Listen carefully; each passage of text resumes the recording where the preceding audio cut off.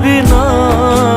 আজ কি ভুলেও সেই কথা তোর মনে পড়ে না? বাসলে ভালো কেউ কি এমন পাষাণ হয়ে যায় যে নিজের সুখে মনের মানুষটাকেই মেরে যায়?